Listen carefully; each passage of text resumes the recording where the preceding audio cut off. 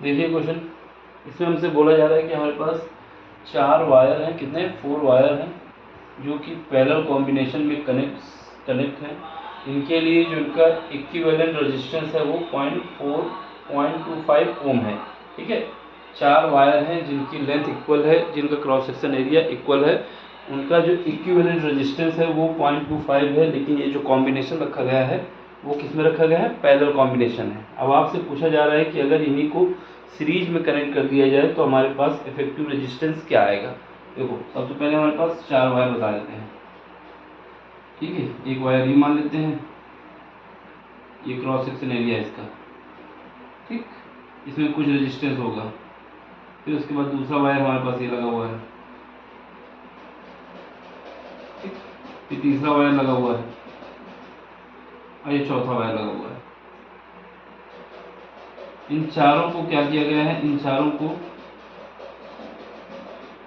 Parallel combination में connect किया गया है।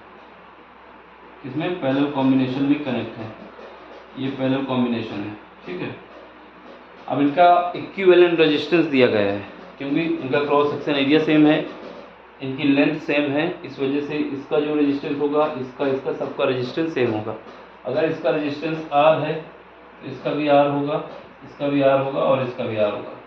इसमें बोला है कि जब 4 वायर हमारे पास पैरेलल कॉम्बिनेशन में रखे होते हैं तो उनके लिए इक्विवेलेंट कैसे निकालते हो, R equivalent is equal to divide by 1 by R plus 1 divide by R plus 1 divide by R plus 1 divide by R।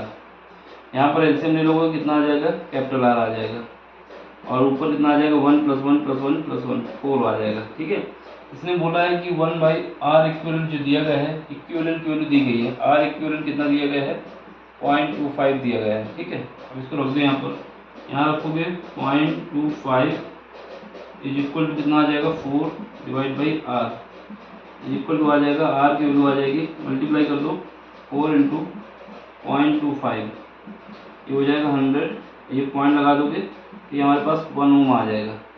यानी ये जो रेजिस्टेंस लगाए गए हैं, जो वायर का रेजिस्टेंस है, इसका भी 1 ओम का है, इसका भी 1 ओम है, 1 सारे ही 1 ओम के हैं। अब हमें क्या करना है, ये कॉम्बिनेशन था पैरेलल कॉम्बिनेशन। अब इसी कॉम्बिनेशन को हमें सीरीज में कनेक्ट कर देना है, तब हमें R इक्विवेलेंट बताना है, तब हमारे पास इफेक्टिव रेजिस्टेंस क्या होगा ये बताना है। अब अगर इनको सीरीज में लगा देते हैं, ठीक है, तो एक वायर ये सीरीज में, इसको रेजिस्टेंस के रूप में लिख देते हैं, दूसरा, तीसरा, चौथा, ये चारों वायर को हमने क्या किया है, इस बार सीरीज में लगा दिया है। ठीक है, सीरीज में लगा दिया है, इसका रेजिस्टेंस R हो जाएगा, इसका भी R हो जाएगा, R हो जाएगा और R हो जाएगा। यहाँ पर जब R इक्विवेलेंट निकालेंगे तो कितना आएगा, यहाँ पास R plus R plus R plus R बराबर आ जाएगा 4R। अब R की वैल्यू हमने निकाली है, कितनी आई है 1 ओम, R की जगह 1 रख दो, 4 इंटू 1 बराबर आ जाएगा 4 ओम। यानी हमारे पास जो इफेक्टिव रेजिस्टेंस आएगा वो 4 ओम आ जाएगा। सिंपल सा क्वेश्चन है, देखो समझाने के लिए टाइम लगता है लेकिन समझ में आ जाए तो क्या है, कुछ समझ में नहीं आएगा, सॉरी ज़्यादा टाइम नहीं लगेगा। देखो सबसे पहले अगर इसने पैरेलल कॉम्बिनेशन दिया था तो हमें ये पता होना चाहिए था कि क्योंकि इसने बोला है कि इनकी लेंथ और क्रॉस सेक्शन एरिया सेम है वायर का, तो आर इफेक्टिव जो निकलता है हमारे पास क्या निकलेगा, R equivalent equal to R by 4 by R। ठीक है, ये आ जाएगा, इसकी वैल्यू दी गई थी, इसकी वैल्यू 0.25 दी गई थी, यहाँ पर 4 बाई R।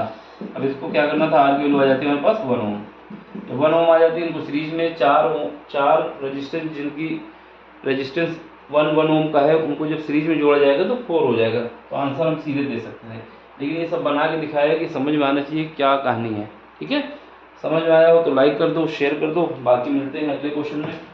कोई क्वेश्चन समझ में नहीं आता टेलीग्राम में आके अपना क्वेश्चन भेज सकते हैं। ठीक, बाय, टेक केयर।